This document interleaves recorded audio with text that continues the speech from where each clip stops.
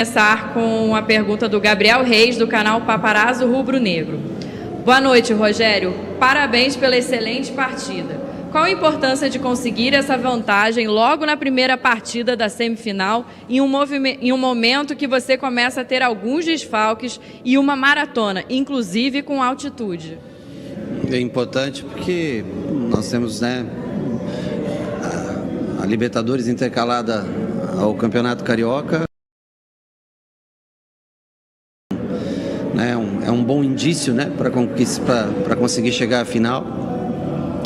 Eu acho que isso é fruto do que a gente começou o ano, fazendo uma pré-temporada com alguns jogadores, colocando a base para jogar praticamente os primeiros jogos, inserindo alguns jogadores que tinham menos minutos no ano passado, para também começar a jogar durante o campeonato, até que a equipe que vinha treinando em separado pôde jogar 2 ou 3 partidas do Campeonato Carioca, paralelo a isso jogando a Libertadores. Então essa variação, essa rotatividade, esse planejamento no começo do ano, mesmo com a perda momentânea, por exemplo, do Gerson, que desfalca a gente no próximo jogo, infelizmente não vai estar junto com a gente no próximo jogo, mas vai deixando os jogadores com, primeiro, desejo de jogar, condição boa física.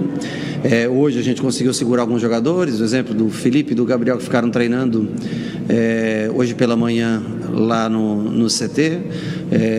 Ajuda bastante a gente ter o time mais inteiro para os jogos importantes, como foi no caso hoje, fisicamente inteiro, independente de quem sejam os jogadores, independente de nomes. Pergunta do Gustavo Garcia, do GE. Boa noite, Sene. Eu gostaria de perguntar sobre a situação do Gerson, que acabou não sendo relacionado para o jogo de hoje.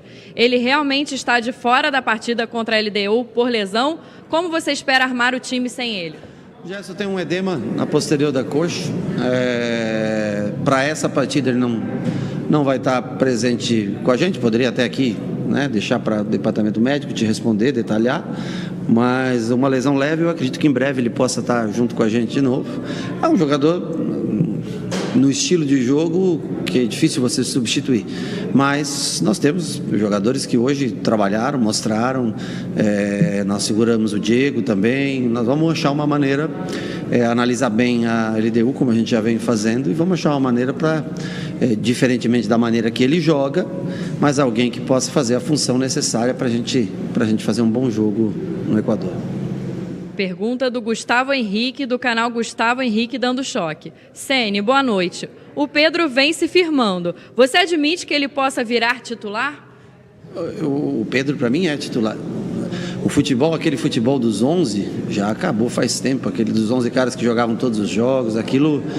Numa temporada de 70, 75 jogos, você pode ter certeza, o Pedro ele é titular. E te digo mais que dos últimos 3 jogos ele jogou 90 minutos em 2. Então, para você ter uma ideia, eu considero o Pedro, não pelos gols de hoje, mas pelo talento que ele tem, independente dos 3 gols que fizeram hoje. Claro que os 3 gols sempre reforçam esse tipo de pergunta, mas eu considero o Pedro como um jogador titular e importantíssimo para o Flamengo. Pergunta do Mauro Santana, do canal do Mauro Santana. Boa noite e parabéns pela vitória. Mais uma importante partida de jogadores que costumam ser opção. O que isso transmite de confiança em termos de elenco em um mês intenso de muitos jogos? A gente, em determinados momentos, vai fazer trocas, vai fazer alterações de um jogo para outro, vai jogar com uma equipe mesclada e vai conseguir bons resultados. Eu acho que isso é importante para jogadores, por exemplo, como o Michael, o Vitinho, que vinham jogando menos. O Michael hoje fez 2 jogadas com assistência para gol, observar alguns jovens como o Hugo, por exemplo, que entrou hoje, o João, que fez uma boa partida, Mateuzinho vem jogando mais, René vem jogando mais.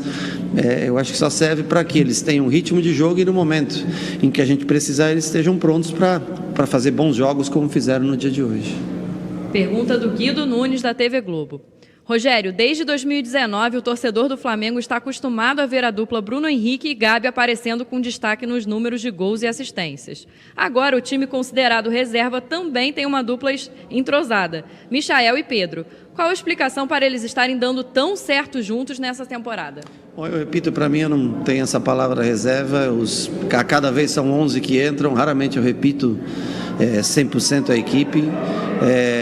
O Michael cresceu nos últimos jogos, né? Conseguiu fazer boas jogadas em alguns jogos.